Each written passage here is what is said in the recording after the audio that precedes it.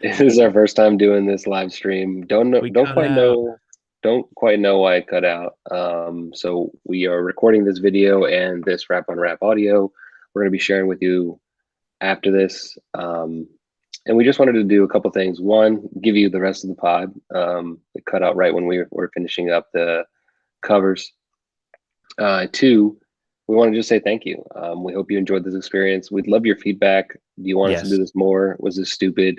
Um, you know, don't ever do this again. Chris and Mike, Did I just talk too much? did we talk too much? Did you Did I like the get too fan? pissed off about cover C?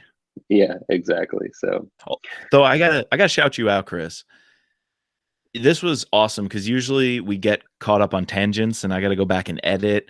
I feel like this is a very low edit podcast when I release the audio version. So I think you were flowing and keeping us on track, moving from topic to topic.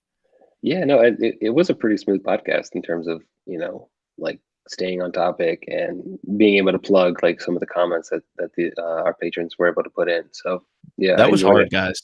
Like, thank you for commenting. Like, I was loving it, and I'm gonna go read through them all for sure. But man, that was hard. Live streaming and looking at the comments, thinking about them while you're trying to remember another point. So, thank you guys for participating. Just it was tough for me to keep up, so we tried. Yes. So just to give you what we sort of discussed at the very end of our podcast, and you can go and listen to it when we publish this podcast on Monday, but just so you have it now, we were saying our winners and losers. I had sort of had made a point that the winners were the terrorists and Rap for getting the politicians to change, and my loser was Mike Nash as well as the politicians. No, And Mike was sorry, disagreeing with me sorry. Make your case. Make your case. On the Nash point. Nash is not a loser. He's a big winner of this book. But go ahead. I just thought he was a loser because Pick Anthony. one, his wife keeps on turning off his he turns off his damn phones when there's like a huge potential third cell out lurking out there, and he should have done. I thought he should have done more to allow to help Chris Johnson and to not let him get taken and die. But I do realize he was a deep cover, so that's hard. But that's my perspective. Yeah. Did he listen to his agents, man? The agent was saying, "Give me 48 more hours. Let me stay in the game. I know I'm onto something. I can make a big difference in stopping this third cell." And Nash, let the leash out. He let him stay, and he increased the frequency of his check-ins. Like, if you're an agent deep undercover and your handler is giving you, I think it's twice a day check-ins, a morning and an afternoon check-in. They have the email account, that Right.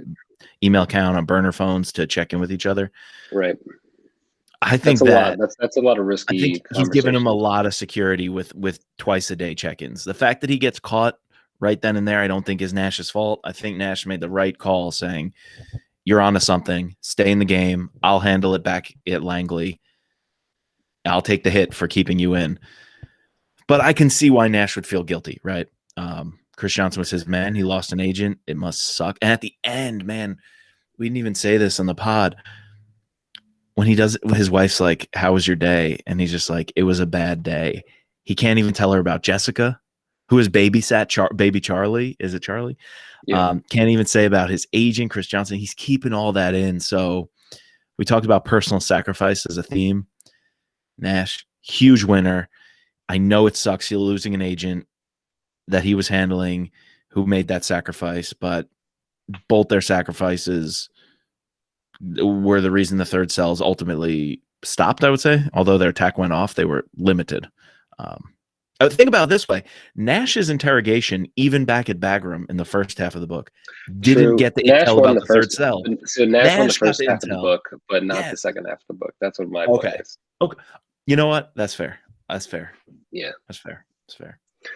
And then so my final rating of it was, just to be consistent with my previous ratings, I gave it a 9.1 and an A minus. When we redo this at the very end of the series, I'm going to give it a higher rating than that, but I just wanted to be consistent. But I think it's top five, and my top five are Transfer of Power, Memorial Day, Consent to Kill, Lethal Agent, and this one. Now, will it stay in the top five? Like, that's my top five, what we've read so far.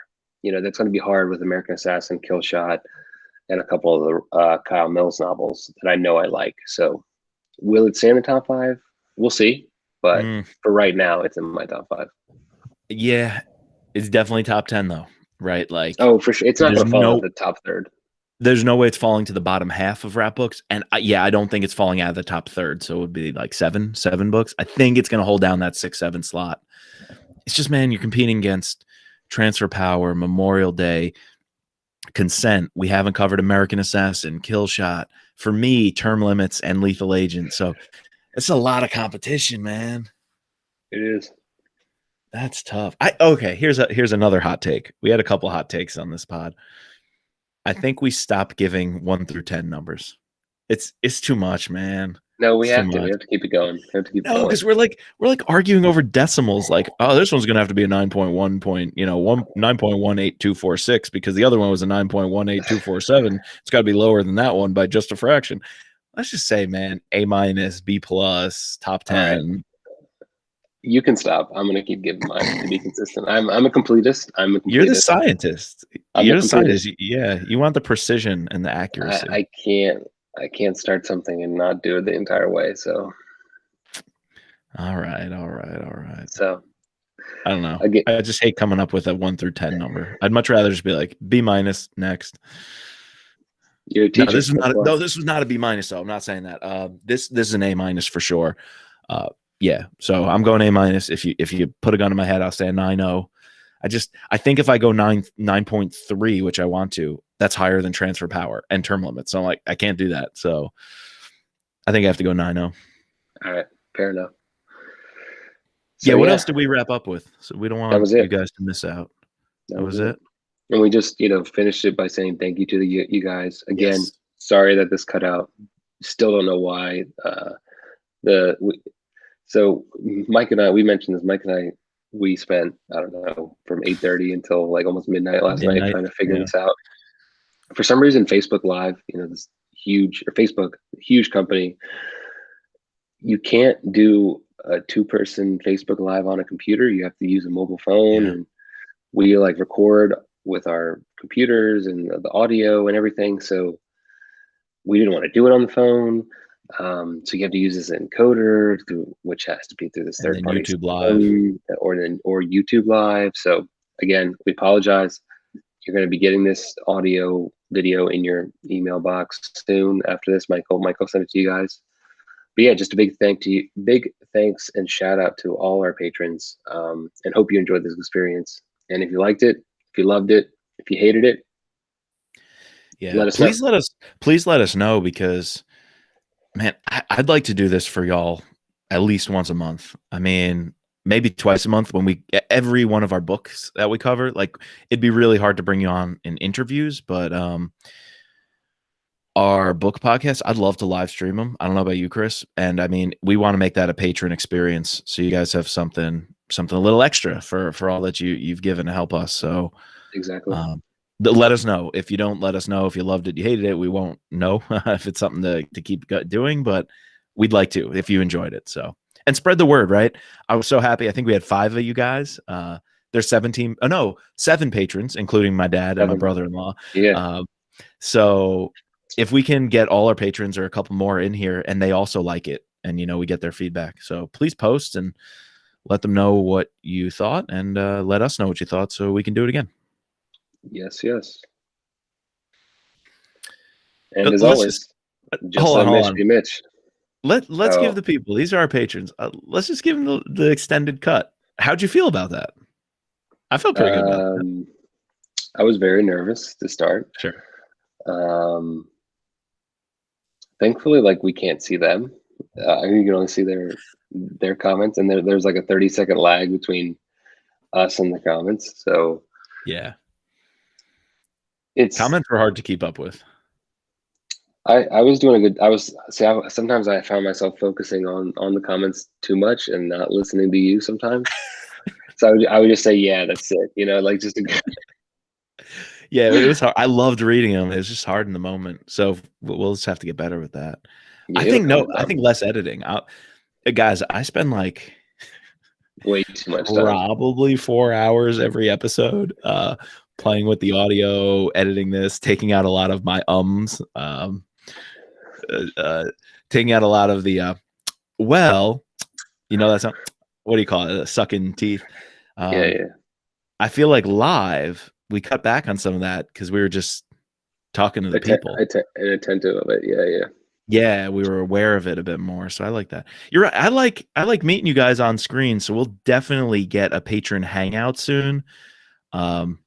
Sherry, Dawn, appreciate you guys. We used to have Christina come in. We'd love to have some new people. We know Mark, you were here today. Steph, you were here. Daniel just joined us. We'd love to do a live hangout. Yeah, for sure. Yeah, like a what do we do? A Zoom call or Google Hangouts? One of those. Yeah, one of the two. So I like the live streaming where it's just us on camera, but we'd love to just do not even publish, but just a private call and hang out with you guys. Maybe we'll try to get that going in the summer. I think summer is a good time for that. It's like maybe we could have a discussion about American Assassin, the movie. Yeah, we'll be doing American Assassin. I'm sorry, I don't know why I just said that. But... American Smoke Assassin. You know the word assassin comes from hashish? No. The etymology of it? Yeah. I think it might have been Jack Carr wrote about in one of his books or somebody. Hashish is the root of assassin because in ancient times or medieval times, some culture, I forget what it was, but I think they used that to meditate so that they could be more lethal killers or something like that. But look it up. Hashish and assassin are etymologically connected. I don't know. Where did that come from? I have no idea. I learn something new every time we do this pod, Mike. I learn something new when I read thriller books. Exactly. Oh, no. You know where that was from? And actually, I think Sherry, Dawn, who posted about it? One of you guys are reading it. Rise and Kill First, about the Mossad. I think I told you about that book. Yeah, one of you guys were reading that. I forget who posted about it, but yeah, that was in that book because it's all about Israeli targeted assassinations. Oh, and one of our patrons asked about Devil's Hands. Daniel. We have our arc. I started reading it, but then Mike was like, "Oh, you could try." So I haven't read the other Jack Carr novels, so I stopped reading it, and I just picked up Terminal List and True Believer. The audiobook, I picked up Terminal List. So I didn't mean to cut you off from reading Devil's Hand because it's okay. It's fucking fantastic.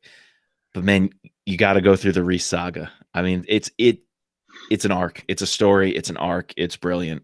I didn't want you to read The Devil's Hand, and so much of what happens to James Reese is divulged very early on. You get his backstory. Yeah, I was kind of like, as soon as I started reading that, I was like, let me go back. Yeah, because it's powerful when it happens. Even in Terminal List, his first book, it's powerful.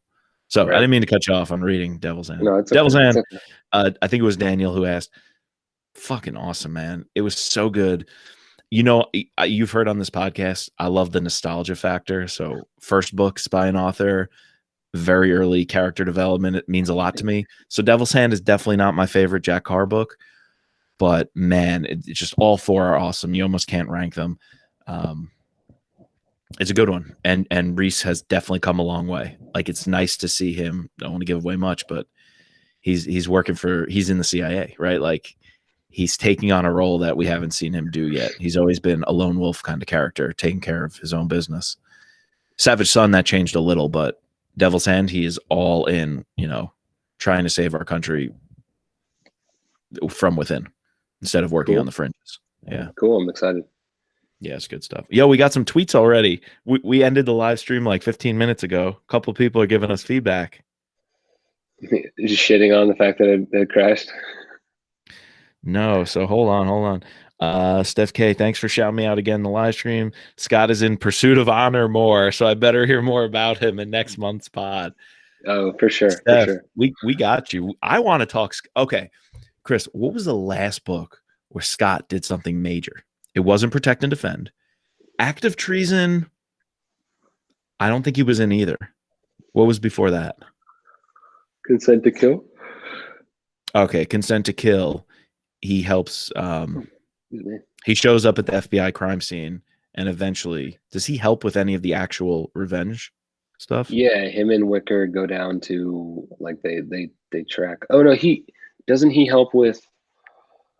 Killing Garrett. When's he? Doesn't he help with killing Garrett? No, Garrett is Agent Rivera, and they're on vacation.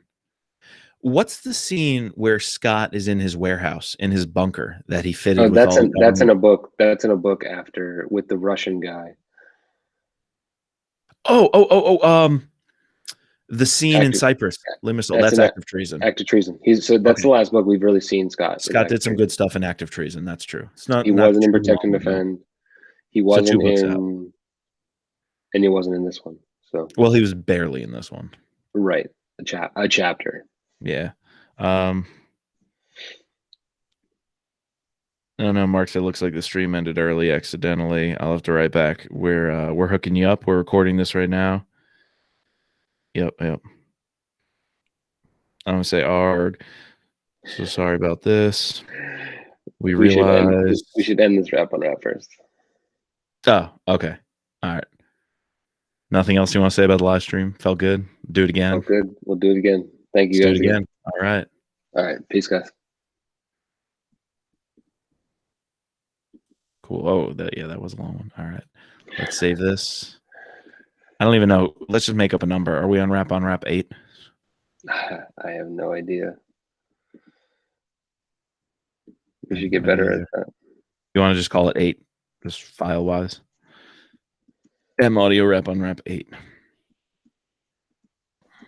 Oh, we're still live streaming too. Let me end that. Nice.